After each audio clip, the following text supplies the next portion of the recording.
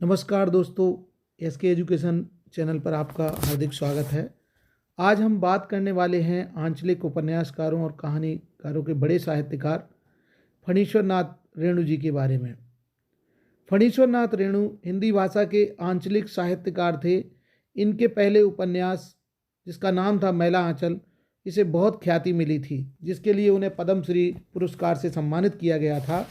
फणीश्वर नाथ रेणु का जन्म 4 मार्च 1921 को बिहार के अरारिया जिले में फारबिसगंज के पास औराई हिंगना गांव में हुआ था। उस समय पूर्णिया जिले में था ये। उनकी शिक्षा भारत और नेपाल में हुई। प्रारंभिक शिक्षा फारबिसगंज तथा अररिया में पूरी करने के बाद रेणु जी ने मैट्रिक नेपाल के विराटनगर आदर्श विद्यालय से कोइराला परिवार में रहकर की। कोइराला परिवार आज भी नेपाल का बड़ा राजनीतिक परिवार है। इन्होंने इंटरमीडिएट काशी हिंदू विश्वविद्यालय से 1942 में पास किया, जिसके बाद वे स्वतंत्रता संग्राम में कूद पड़े। बाद में 1950 में उन्होंने नेपाली क्रांतिकारी आंदोलन में भी हिस्सा लिया, जिसके परिणाम से नेपाल में जनतंत्र की स्थापना हुई। 1952-53 के समय वे बहुत ज़्यादा बीमार हो गए थे और जिसके बाद लेखन की ओर उनका झुकाव बढ़ गया। उनके इस काल की झलक उनकी कहानी तबे एकला चलो में मिलती है। उन्होंने हिंदी में आंचलिक कथा की नींव रखी। सच्चिदानंद हीरानंद बादशाह, जो प्रयोगवाद के जनक हैं, एक उनके समकालीन कवि और उनके परम मित्र थे। इनकी कई रचनाओं में कटिहार के रेलवे स्टेशन का उल्लेख मिलता है, जो बिहार की प्रसिद्ध रेलवे स्टेशन है। इनकी जो साहित्यिक कृतियां हैं, इनकी पहचान जो है वो उपन्यासों से है। और रेणु जी को जितनी ख्याति हिंदी साहित्य में अपने उपन्यास मैला आंचल से मिली, उसकी मिसाल मिलना दुर्लभ है। इस उपन्यास के प्रकाशन ने उन्हें रातों रात हिंदी के एक बड़े कथाकार, बड़े उपन्यासकार के रूप में प्रसिद्ध कर दिया। कुछ आलोचकों ने इसे हिंदी में गोदान के बाद दूसरा सर्वश्रेष्ठ उपन्यास घोषित करने में भी देर नहीं की और दूसरा श्रेष्ठ उपन्यास घोषित किया। हालांकि विवाद भी कम नहीं खड़े किए गए। उनकी प्रसिद्धि से जलने वाले लोगों ने ये कह दिया कि ये बंगला उपन्यास धोधाई चरितमानस की नकल है। पर समय के साथ इस तरह के झूठे आरोप ठंडे पड़ते गए। इनके उपन्यास और भी हैं मैला आंचल के अलावा, जैसे परती परिकथा, जुलूस, दीर्घतया, कितने चौराहे, पलटू बाबू रोड आदि। मैला आंचल नेपाल की सीमा से सटे उत्तर पूर्वी बिहार के एक पिछड़े ग्रामीण अंचल की पृष्ठभूमि बनाकर रेणु जी ने इसमें वहाँ के जीवन का, जिससे वह स्वयं भी घनिष्ठ रूप से जुड़े रहे, जिसका अत्यंत जीवंत और मुखर चित्रण किया। मैला आंचल का जो नायक है वो एक युवा डॉक्टर है और अपनी शिक्षा पूरी करने के लिए पिछड़े गांव में अपने कार्य करने के लिए आता है।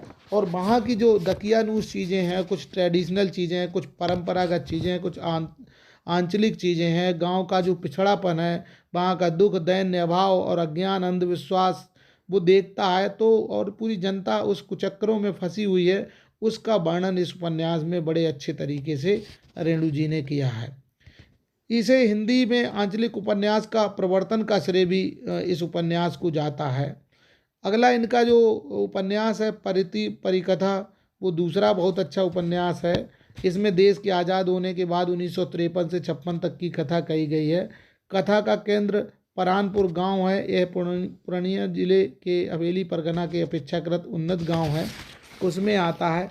कुल मिलाकर बात कही जाए, इनके उपन्यास जो हैं वो भी उसी क्षेत्र पूर्णिया के आसपास का जो नेपाल से लगा हुआ क्षेत्र है, कहना चाहिए मिथिलांचल, राजा जनक का जो राज्य था वहाँ का, वहीं का वर्णन इनके साहित्य में मिलता है। और वास्तविक गांव के नाम, शहरों के नाम भी वास्तविक हैं। इसके अतिरिक्त दीर्घतया, जुलूस, कितने चौराहे, पलटू बाबू रोड, ये सारे उपन्यास इनके हैं। कहानियाँ इन्होंने कम नहीं लिखी, बहुत सारी कहानियाँ लिखी हैं।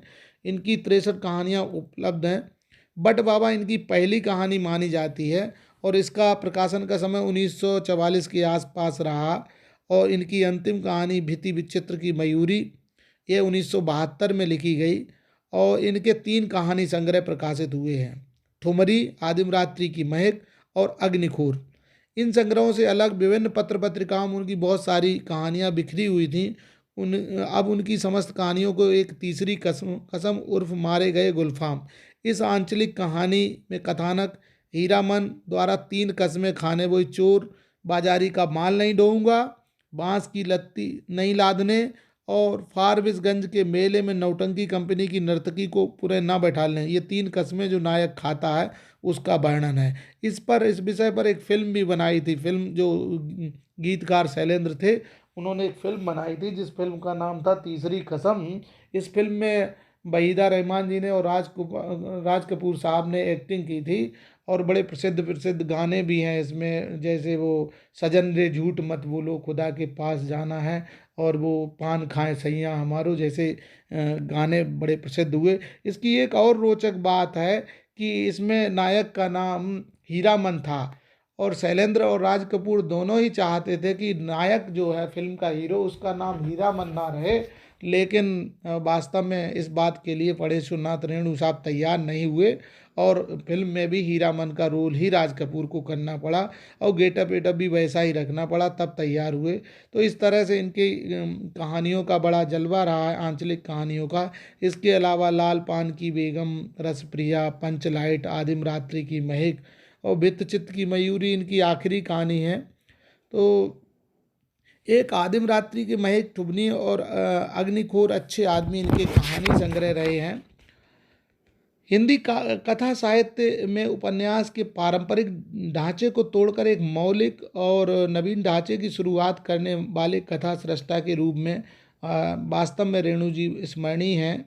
रेणु ने उपन्यास ही नहीं लिखे, उन्होंने गद्य साहित्य की प्रायः सभी विधाओं को समृद्ध किया है।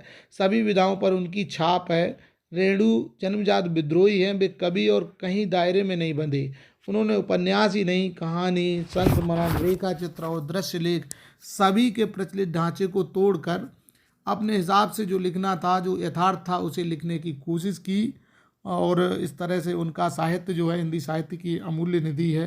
तो कैसा लगा फणीश्वरनाथ रेणु जी के बारे में जानकारी? अगर अच्छी लगे तो हमें सूचित कीजिए कमेंट के माध्यम से। बहुत बहुत धन्यवाद।